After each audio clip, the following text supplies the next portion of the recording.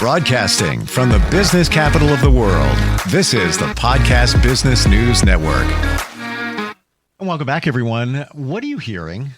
Now, obviously, you're hearing us right now, but there's a pretty good chance that you're hearing other things in your head. Maybe they're voices. That's not a bad thing necessarily. What's in your mind, what's in your head that's taking up space and potentially distracting you from your goals, things that you want to get done? We all have them. Sometimes we don't even know that there's things floating around up there, but we just know that we can't move forward. We're going to deal with that today. And interestingly, one of those things could be forgiveness. One of them. That's just one of many. She deals with this in helping people move their lives forward. She's an amazing coach. Our professional of the year, Dawn Manderfeld, joins us back once again. How are you doing today? You know, it is a good day. Sun is shining. There's no snow on the ground. Bring it on. Wait a minute. Isn't today the first day of spring? Yes, I believe it is actually. Oh, all right. Well, yeah, I think today is the first day of spring. Oh, okay. Well, woohoo. 17 inches of snow are gone. You know, it's funny. I'm in New York, so the past couple of days have been pretty wonderful. And today, not complaining, but it's cloudy, kind of damp. Doesn't feel spring-ish at this moment, but just saying it's spring, it just feels good just even to say that. Yep. So it's coming. It's coming. It's here. If you want that change to happen, and if there's things that you're hearing in your head that are holding you back, we're going to deal with that today. I want to start with an email that we got from Kat, who is in Lowell, Texas, and she reached out at instantfeedbacksteve@gmail.com, and she says, "Hi, I heard you talk about forgiveness and how it's important in life. I'm having a hard time forgiving someone for what they did to me. Can you offer any advice?" So we talked about forgiveness a while ago, and apparently she heard that podcast. It's resonating. Where do we begin with that? You know, it really does depend on what the situation is. There are some things that can take a long time to get past and to forgive. You may never forget them, but I would have to say every day in your mind, tell yourself how you are moving forward from that. Like, speak worth to yourself, speak value to yourself. If it was, something that happened that's so deep that you're still struggling with it, a lot of times, and I know that I say this a lot, but it's really true. Write down why you're having a hard time forgiving it. There may be multiple reasons that you are having a hard time forgiving a certain situation, but if you can write them down and just work on one part of it at a time, don't just say, okay, I have to forgive. They said it's the best thing to do. I don't want to destroy my life. I'm going to have to do that. But forgiveness can be in pieces and in different parts, because each little detail is going to affect our mind, our thoughts, or our emotions in a totally different way.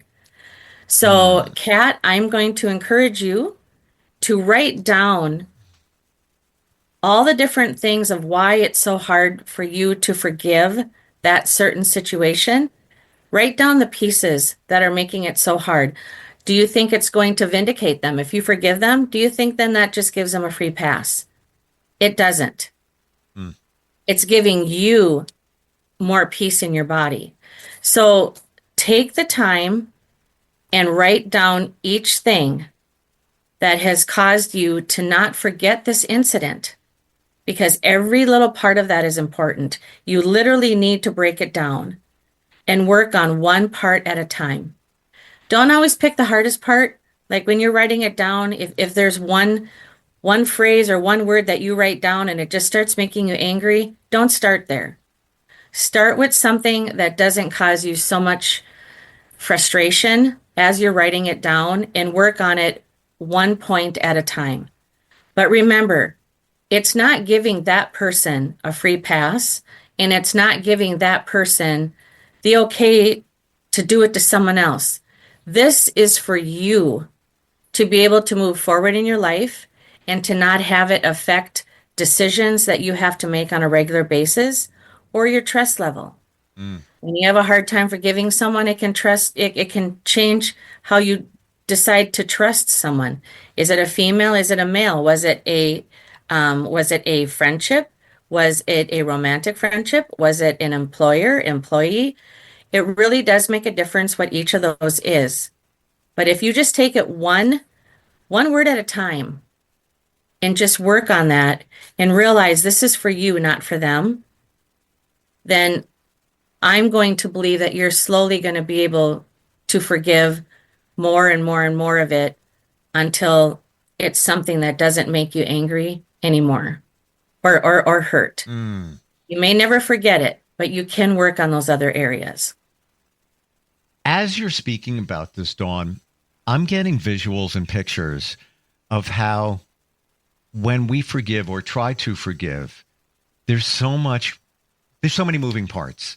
So it's easy for us to say every situation is different, but it's easy for us to say, break it down. And I totally agree with you. You need to look at it in bite-sized chunks. It's always been said, what's the best way to eat an elephant? In little pieces. And I believe that when we have trouble forgiving somebody, there could be things in your subconscious that are floating there as well that are another block in terms of allowing you to forgive. Yes, there's multiple pieces here. Some of them you may say, I think I can, for that.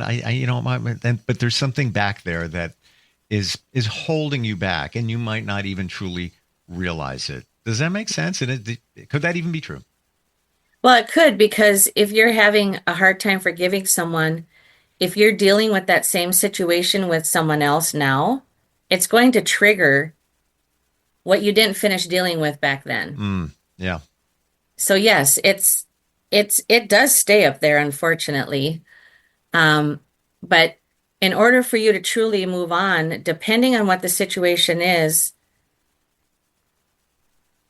you're going to know more and more of what you haven't forgiven as you go through it with someone else, or as someone else starts doing the same things or saying the same things or does the same thing to you, or the same thing happens. That's when new things are going to come up in your head and go, I thought I dealt with that and I didn't. Like, oh man, now it's happening again. Like, what am I going to do? You know, um, once you can start forgiving that, you can start seeing, before the incident even happens, you can start seeing it, that it could appear, and you can stop yourself in the future from having it happen again, if that makes sense. Sure.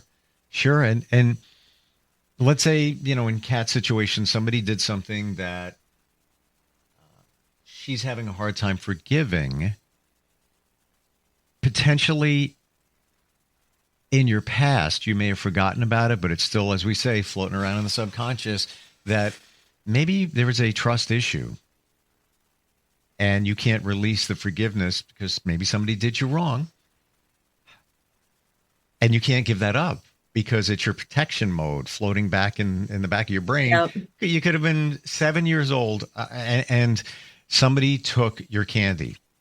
Seriously. I mean, it could be something as what seems to be so insignificant could have made a mark on you as a child, and you hold on to that.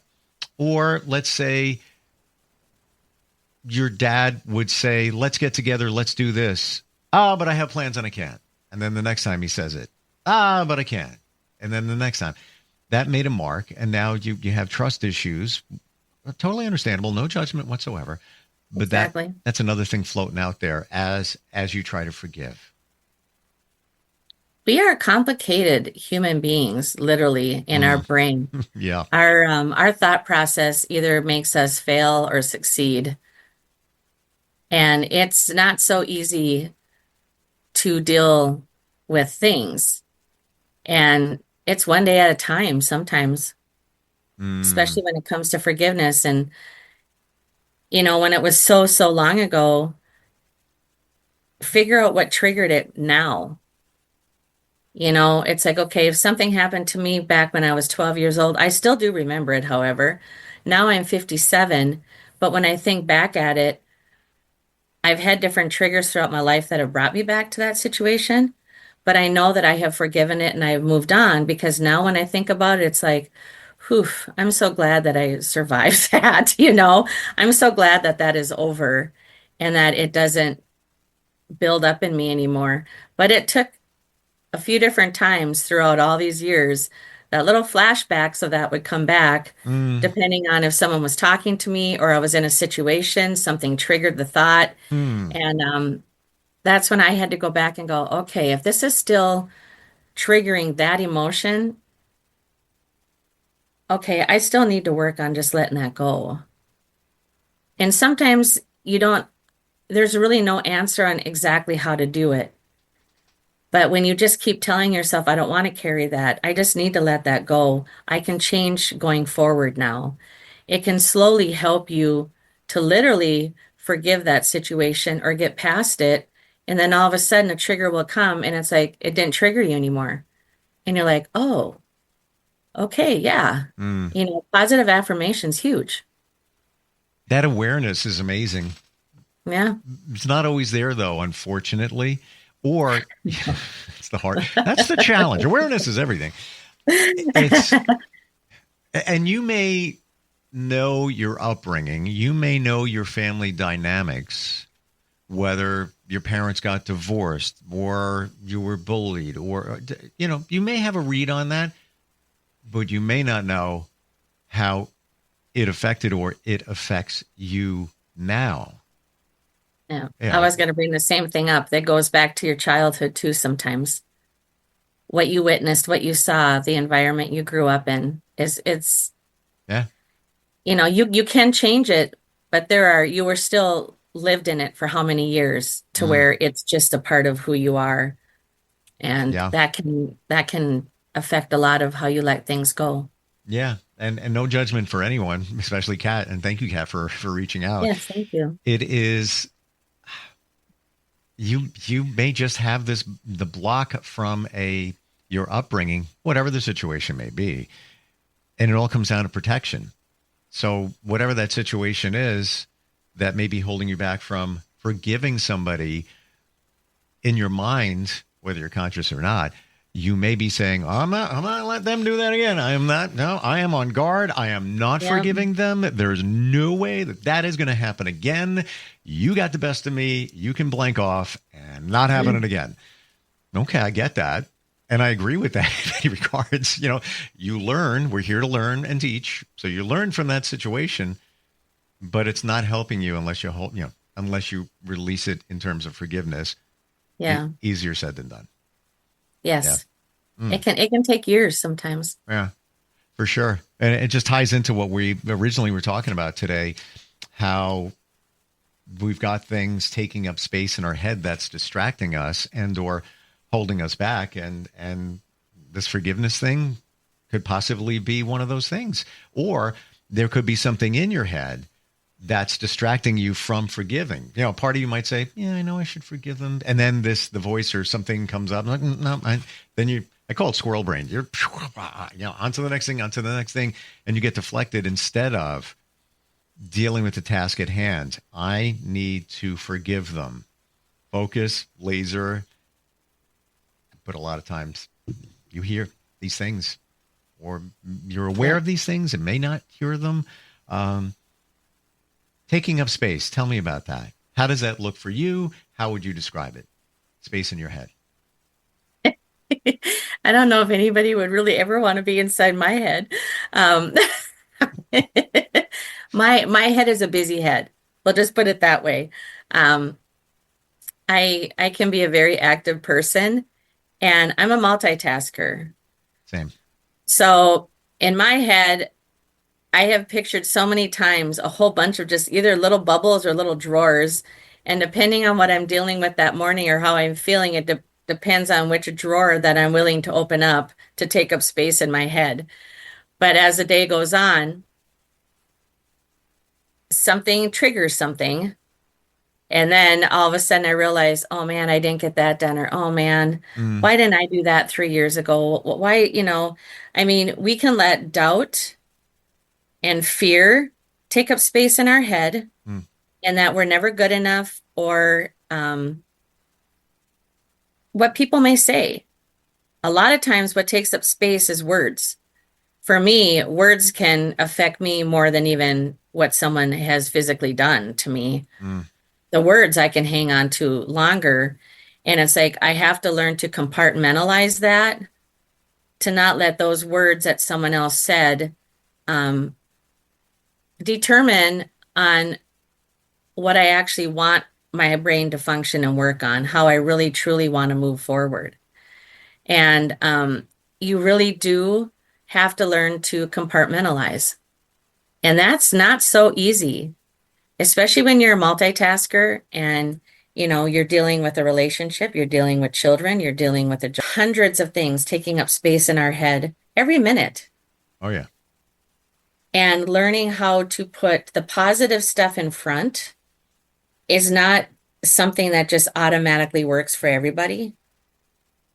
And so a lot of times we can go through life with so much negativity that we've allowed to stay in our head that we literally are not a happy person moving forward. We literally struggle with every day. We're always the victim. Um, we're always frustrated, angry. I mean, I have worked with people who were angry from the minute I walked in and said good morning to the time I left work. And it was day in and day out and day in and day out. What are you allowing your brain to constantly think about and focus on? I It's true. mean, that's our decision. Nobody can, nobody, nobody can fill that space unless we allow them to.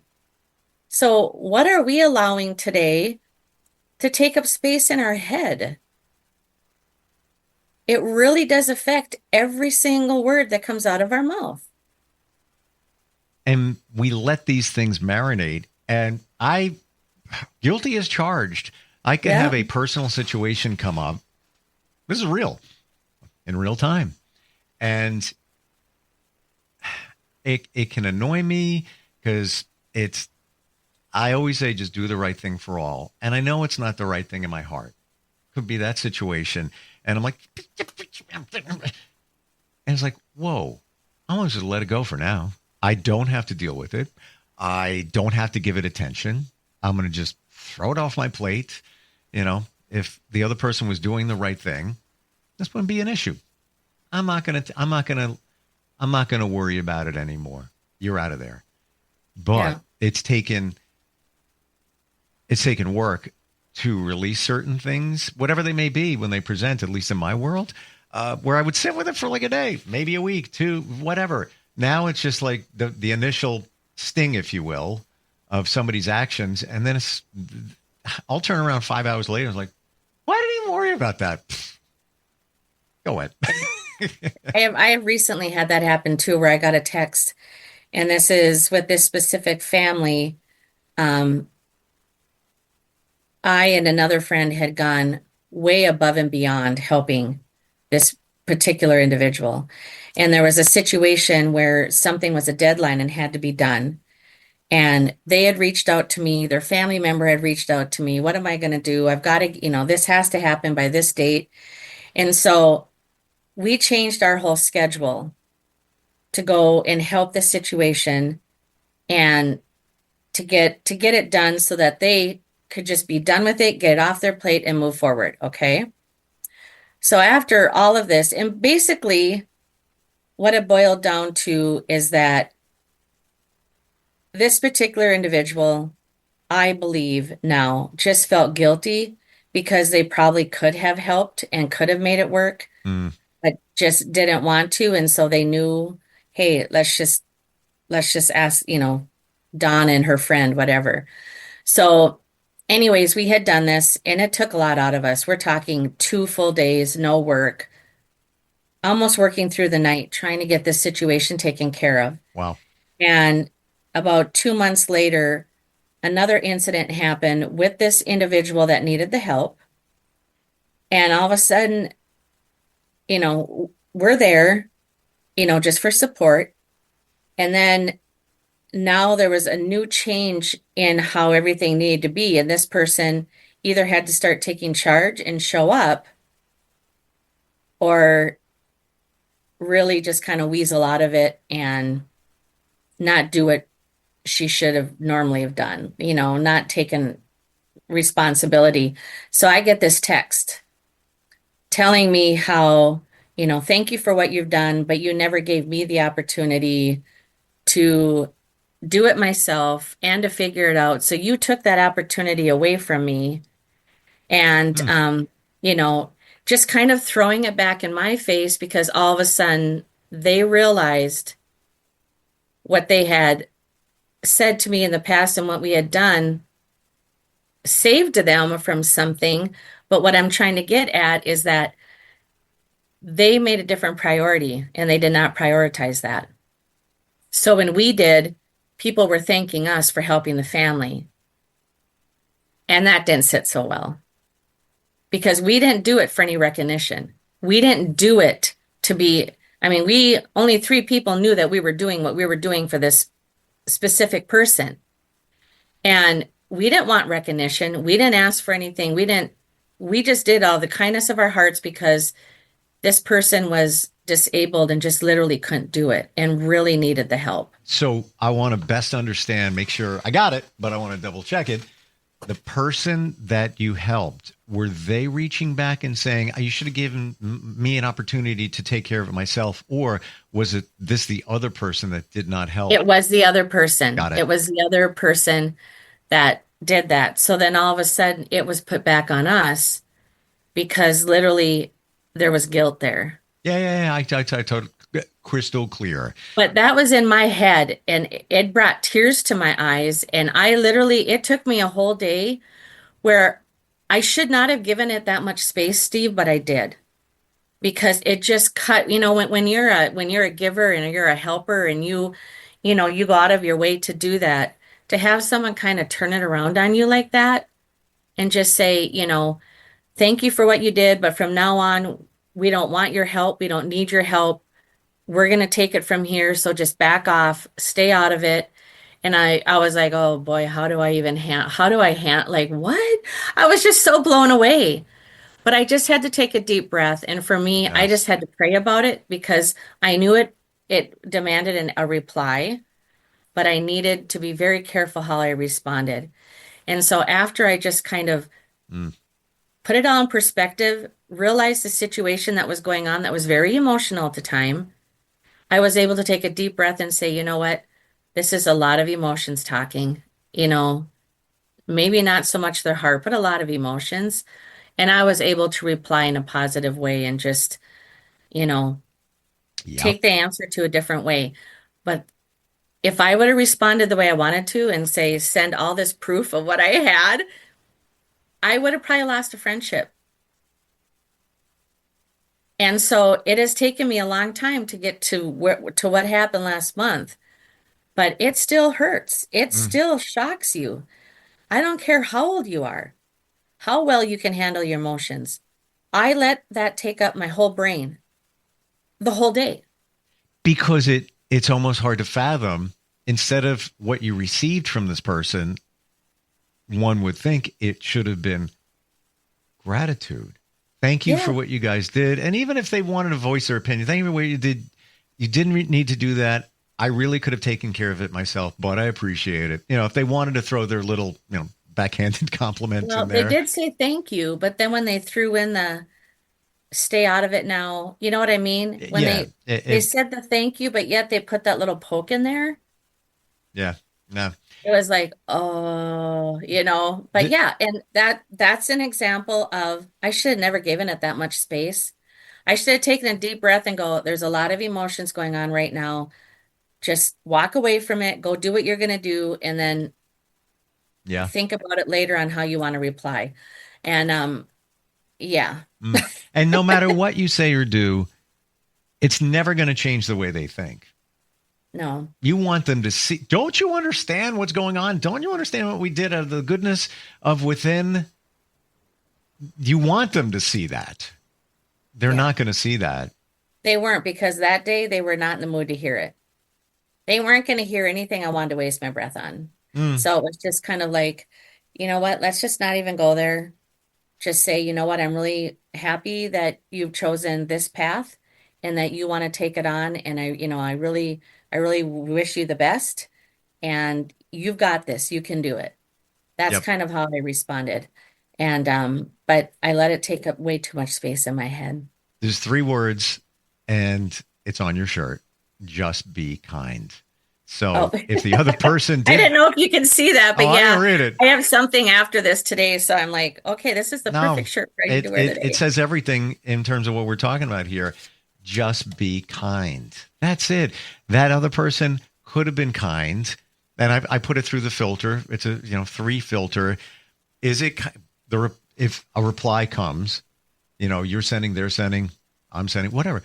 Just, is it kind? Is it facts? Is it necessary? Usually when you put it through all 3 of those, you don't send the text, you don't send the email. And by the way, side note, the kind thing resonates with me. I do a radio show every day. I play music and I end it. The last words I say every single day: be kind to yourself and others. Because a lot of times we're not kind to ourselves. We're out of time. Let's keep going here. Yeah. Okay. Good conversation today. Addressed a lot of things at times, and thanks for your transparency on your situation. Very relatable. Just going to say, I think we've all been in those kind of situations where it's backhanded compliment and it's frustrating. I get it. Yeah. Best way to reach you, what's your website? It's livingbb.org. My personal email for the business is donrenee@livingbb.org, and my phone number is 952-200-1103. And I would love to have anybody reach out to me if they have any questions or would like to talk. I'm here. BB stands for Beautifully Broken. Yeah. And also another alternative, instantfeedbacksteve@gmail.com. If you've got some thoughts and want us to read your email, we'd love to. Thanks for being here. And thank you, Dawn. Catch up soon, okay? Thank you, Steve. Have a blessed week. You too. We'll be right back.